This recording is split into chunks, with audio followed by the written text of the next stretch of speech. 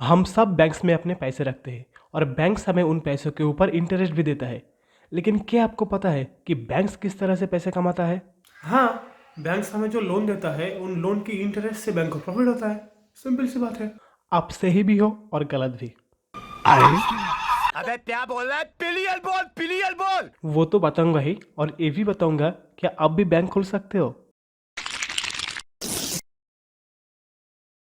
पहले तो as you know banks interest से पैसा कमाते हैं। इसको थोड़ा सिंप्लीफाई तरीके से समझते हैं। ये एक XYZ बैंक है। इस बैंक में आप 100 रुपये रखते हो, बदले में बैंक आपको 4% का इंटरेस्ट देगा। ये interest rate bank to bank vary करता है।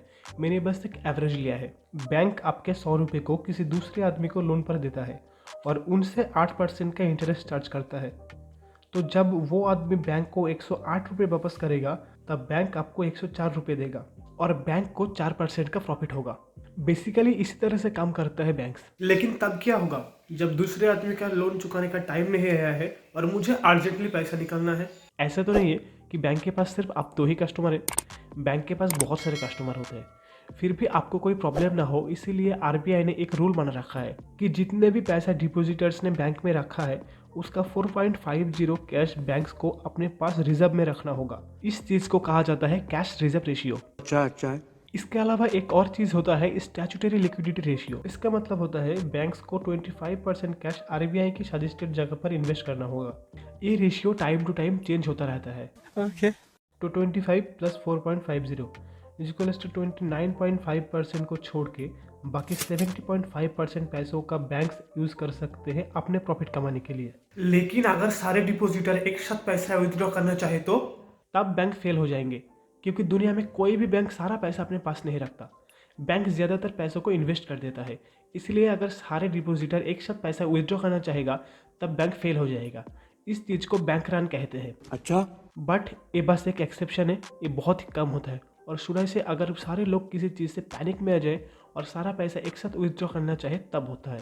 सही बात है। तो बैंक्स का जो मेजर इनकम है वो लोन पर दिए जाने वाले इंटरेस्ट से आता है। बट जर्मनी में तो हाउसिंग लोन पर बैंक 0 to 1% का इंटरेस्ट चार्ज करती है, तो उनको प्रॉफिट कैसे होता है? इन केसेस में बैंक सेविंग अकाउंट पर दिए जाने वाले इंटरेस्ट रेट को और कम कर देता है। ज़्यादातर इस तरह के देशों में सेविंग्स अकाउंट पर दिए जाने वाले इंटरेस्ट रेट 1% से कम होता है। कुछ देशों में तो 0% होता है, यानी बैंक सेविंग अकाउंट पर कोई इंटरेस्ट नहीं देता है। ऊपर से बैंक मंथली चार्ज करने लगता है अकाउंट को मैनेज करने के लिए, यानी आपको मंथली फीस देना होगा अपने अकाउंट में पैसे रखने के लिए। ये क्या बात करता है यार? ये कोई अनरियलिस्टिक बात नहीं है। ज़्यादातर वेस्टर्न यूरोपियन देश में ऐसा ही होता है। हमारे यहाँ ऐसा ही होता है। इसके अलावा दुनिया भर की बैंक्स के पास 2 और तरीके हैं पैसे कमाने के। पहला, फीस और कमीशंस, जो अलग अलग फीस बैंक चार्ज करती है। जैसे कि अगर आपके अकाउंट में एक मिनिमम अमाउंट नहीं होगा तो आपसे बैंक फीस चार्ज करेगी। इसके अलावा जो अलग अलग सर्विसेज यूज़ करते हैं हम, उसके ऊपर भी फीस चार्ज करी जाती है, जैसे कि SMS charges, chequebook charges, debit card charges, etcetera etcetera. और दूसरा तरीका है इन्वेस्टमेंट। बैंक्स खुद भी इन्वेस्ट करता है गोल्ड रिजर्व, गवर्नमेंट बॉन्ड और स्टॉक मार्केट जैसी चीज़ों में। अब तू मुझे बता, प्राइवेट बैंक अच्छा होता है या गवर्नमेंट बैंक? मैं आपको इंडिया की largest government bank SBI and largest private bank HDFC की कुछ डेटा दिखाता हूँ, ताकि आपको क्लियर हो जाए कि गवर्नमेंट बैंक अच्छा है या private bank. As of December 2021 HDFC की टोटल वैल्यूएशन है 8.09 लाख करोड़ एंड SBI की टोटल वैल्यूएशन है 4.11 lakh crore. Deposit and credit के हिसाब से मार्केट शेयर की बात करें तो इंडिया में जितने भी बैंक डिपॉजिट होता है उसका 23.9% SBI में होता है एंड 8.5% HDFC में।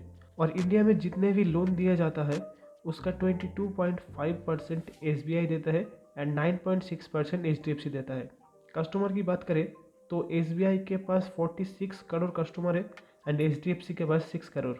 As compare to SBI, HDFC का कस्टमर इतना कम होने के बावजूद HDFC का रेवेन्यू ऑलमोस्ट डबल है SBI से।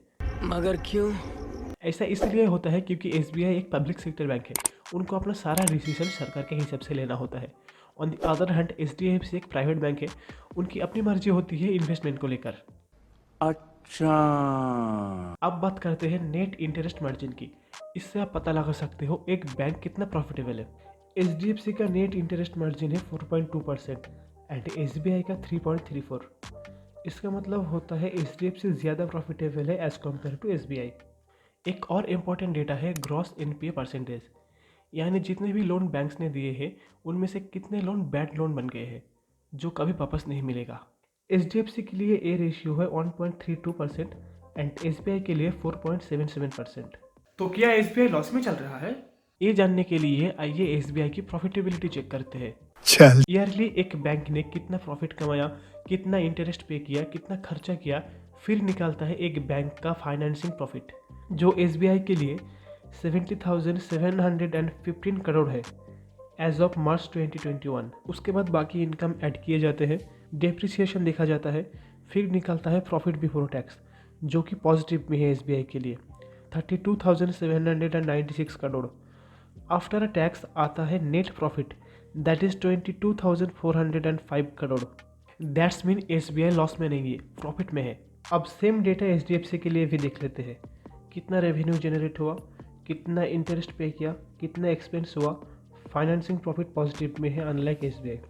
एंड HDFC का नेट प्रॉफिट है 31,833 करोड़। प्रॉफिटेबिलिटी के हिसाब से भी HDFC SBI से आगे है। Very good. अगर आप ये वीडियो यहाँ तक देख रहे हो तो आपको बैंक के बारे में सब कुछ पता चल गया होगा। और अगर आप सोच रहे हो क्या मैं भी बैंक खोल सकता हो, तो जी हाँ, आप भी बैंक खोल सकते हो। जिसके लिए आपके पास होना चाहिए सिर्फ 500 करोड़। अगर आपके पास 500 करोड़ है तो आप RBI के पास जाओ, परमिशन लेकर आओ और अपना बैंक खोल दो। ख्वाब दिखाता है जात फोड़ी देंगे साला। I hope you like the video. अगर आपको इस तरह के और बिजनेस मॉडल के बारे में जानना है तो आप हमारा प्लेलिस्ट को चेकआउट कर सकते हो। It's not a game, it's a rich thing.